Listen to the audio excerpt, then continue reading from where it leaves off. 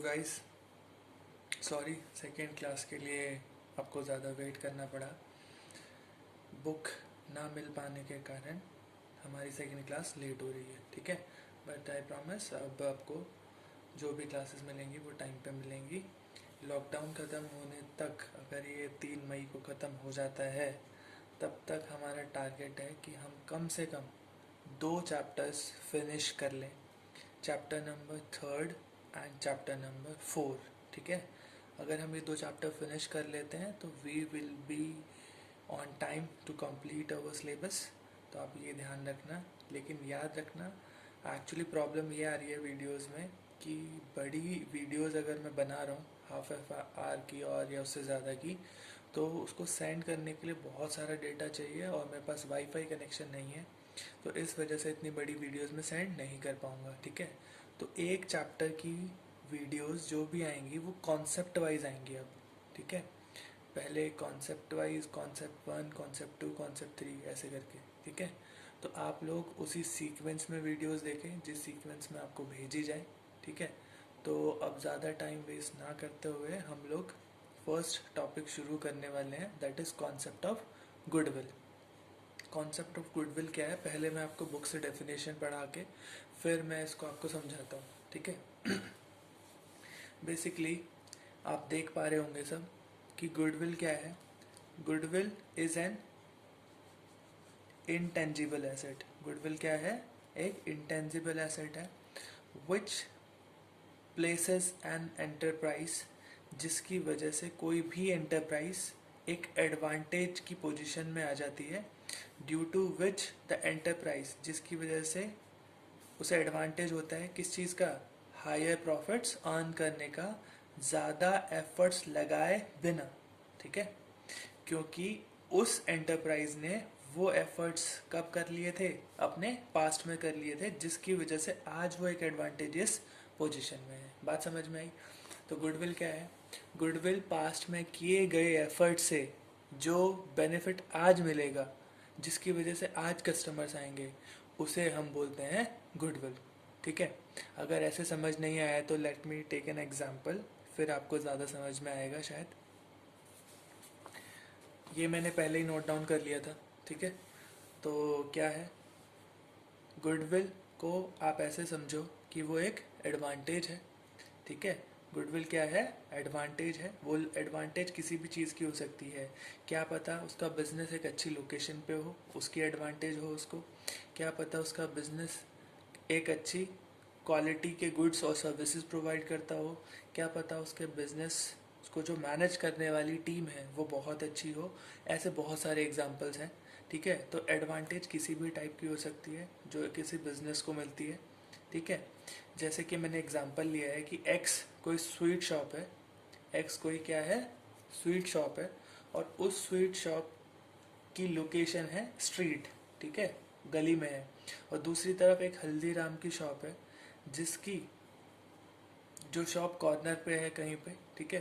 तो ज़्यादा दुकान किसकी चलेगी? स्वीट शॉप एक्स वाली चलेगी या हल्दीराम की चलेगी? आप अपने आप से अगर क्वेश्चन करोगे तो आपको जवाब मिल जाएगा कि डेफिनेटली हल्दीराम की शॉप ज़्यादा चलेगी, क्योंकि उसके पास लोकेशन भी है, क्वालिटी भी है मैनेजमेंट में, और पास्ट में उसने बहुत मेहनत की है अपना नाम बनाने में, ठीक है। तो इसीलिए हम लोग कहेंगे कि गुडविल किसकी ज़्यादा है? हल्दीराम की ज़्यादा है। अब कितनी ज़्यादा है ये कैसे पता चलेगा? ये पता लगाने के लिए आपको थोड़ा वेट करना पड़ेगा, ठीक है। नेक्स्ट जो चीज़ है हमें इसमें डिस्कस करनी है, मैंने आपको डेफिनेशन पढ़ाई थी, वो डेफिनेशन यहाँ भी लिखी है मैंने अपने वर्ड्स में। Goodwill is an advantage. अब आपको समझ में आ रहा होगा कि गुडविल क्या है? एक एडवांटेज है to a business, to a business which help in earning higher profits in the comparison to its competitor। कि अपने कॉम्पिटिटर के कंपैरिजन में अगर आप ज़्यादा प्रॉफिट कमा पाते हो तो दैट इज़ एन क्या? Goodwill for you, for your business, ठीक है। बेसिकली गुडविल क्या होती है? गुडविल एक फिक्स एसेट होती है, लेकिन फिक्स एसेट्स भी 2 टाइप की होती हैं, टेंजिबल और इंटेंजिबल। तो आप सब लोगों को पता ही है कि गुडविल क्या है? एक इंटेंजिबल एसेट है। इसको हम देख नहीं सकते, छू नहीं सकते, बट स्टिल इसकी वैल्यू होती है, इसीलिए ये क्या है, आपका एसेट है, फिक्स एसेट। ठीक है। एग्जाम में बहुत बार क्वेश्चन आया हुआ है कि गुडविल एक इंटेंजिबल एसेट है, बट वो एक फिक्टिशियस एसेट नहीं है। गुडविल क्या है, एक इंटेंजिबल एसेट है, बट फिक्टिशियस एसेट क्यों नहीं है। एग्जाम में बहुत बार आया है ये 1 मार्क्स का क्वेश्चन। तो इसका रीज़न ये होता है कि जो गुडविल है वो फिक्टिशियस एसेट नहीं है। क्यों नहीं है, क्योंकि गुडविल की मार्केट वैल्यू होती है, गुडविल की मार्केट वैल्यू होती है, लेकिन फिक्टिशियस एसेट की मार्केट वैल्यू नहीं होती। ठीक है, तो इसीलिए लिखा है गुडविल फिक्टिशियस एसेट नहीं है, बिकॉज फिक्टिशियस एसेट की मार्केट वैल्यू क्या होती है, निल होती है। ठीक है, याद रहेगा आप सबको। अगर एक बार समझ में ना आए तो वीडियोस का बेनिफिट ये है कि आप 2 बार देखें, 3 बार देखें, आपको ना तो मेरी डांट पड़ेगी और ना आपको परेशान होना पड़ेगा। ठीक है, ओके। नेक्स्ट थिंग इज कि types of goodwill. Types of goodwill क्या होते हैं, जैसे मैंने लिखा हुआ है यहाँ पे, परचेज गुडविल और सेल्फ जनरेटेड गुडविल। लेकिन मैं आपको बुक से पढ़ के बता देता हूँ कि दोनों क्या होती है। ठीक है, ओके। क्लासिफिकेशन ऑफ गुडविल, एक होती है परचेज गुडविल और दूसरी क्या होती है आपकी self generated goodwill. Purchase goodwill क्या, जब आप किसी चलते हुए बिजनेस को जो कि पहले से चल रहा है उसको अगर आप खरीद लें और उसके बदले में जितनी उसकी वैल्यू है उससे ज़्यादा पेमेंट करें, तो जितना ज़्यादा आप पे करेंगे वो आपकी क्या कहलाएगी, गुडविल कहलाएगी। जैसे कि मैंने इसके लिए भी एग्जांपल लिया हुआ है कि कोई एक्स बिजनेस है, उसने वाई बिजनेस को परचेज कर लिया है, सॉरी, कोई एक्स बिजनेस है जिसको वाई ने परचेज कर लिया है। एक्स के पास एसेट्स हैं 10 लाख रुपए के, लाइबिलिटीज़ हैं कितने की, 2 लाख रुपए की, और नेट एसेट्स यानी कि 10 माइनस 2, अगर हम एसेट्स में से लाइबिलिटी माइनस करते हैं तो उसे क्या बोलते हैं, नेट एसेट्स। कितने रुपए की है, 8 लाख रुपए की। ठीक है, लेकिन वाई ने उसको पेमेंट की है 13 लाख रुपए की। कितने की है, 13 लाख रुपीस की है। तो जो ये एक्स्ट्रा 5 लाख रुपए दिए हैं, ये किस लिए दिए हैं हम लोगों ने उसको, उसकी गुडविल के लिए दिए हैं। ठीक है, जो उसने पास्ट में एफर्ट किए थे, जो नाम बनाया है मार्केट में, उसके लिए हमने कितने रुपए दिए हैं, 5 लाख एक्स्ट्रा दिए हैं। इसी को हम बोलते हैं परचेज गुडविल। जब हम किसी रनिंग बिजनेस को परचेज कर लेते हैं तो उसी को क्या बोलते हैं हम लोग, परचेज गुडविल। ठीक है। दूसरी तरफ आपको मैंने बताया सेल्फ जनरेटेड गुडविल क्या है। Self generated goodwill second type है गुडविल का। सेल्फ जनरेटेड गुडविल वो है जब आप बिजनेस को जीरो से स्टार्ट करो, खुद ही स्टार्ट करो और उसकी वैल्यू बनाओ मार्केट में, और आप उसे बेचोगे नहीं, अपने पास ही रखने वाले हो, उस बिज़नेस को आप खुद चलाने वाले हो। जैसे आपने कोई बिज़नेस स्टार्ट किया, शुरू से एफर्ट्स किए, आप कस्टमर आपके नाम से ही आपके बिज़नेस में आते हैं, आपकी सर्विसेज लेने आते हैं, आपका प्रोडक्ट खरीदने आते हैं, तो वो बिज़नेस की जो गुडविल अब बन चुकी है उसी को हम क्या बोलेंगे, सेल्फ जनरेटेड गुडविल। ठीक है, तो एक चीज़ याद रखना, इस चैप्टर में हम लोगों को जो टॉपिक्स पढ़ने हैं प्रैक्टिकल पर्पस से, वो हैं बेसिकली वैल्यूएशन ऑफ गुडविल पढ़ना है हमें, वैल्यू कैसे निकालते हैं हम गुडविल की वो पढ़ने वाले हैं। इसके 3 मेथड होते हैं, एवरेज प्रॉफिट, सुपर प्रॉफिट और कैपिटलाइजेशन मेथड होता है। कैपिटलाइजेशन में 2 पार्ट होते हैं, of average profit and super profit. ठीक है, ये हमें इसमें प्रैक्टिकल पढ़ना है, बट प्रैक्टिकल से पहले हम लोग एक बार थोड़ी सी थ्योरी और बुक से चेक कर लेते हैं। ठीक है, तो गाइस फीचर्स में आपको ज़्यादा नहीं पढ़ना है, थ्योरी ज़्यादा आती नहीं है। ठीक है, तो आपको ये याद रखना है कि गुडविल बेसिकली आपकी क्या है, गुडविल बेसिकली आपकी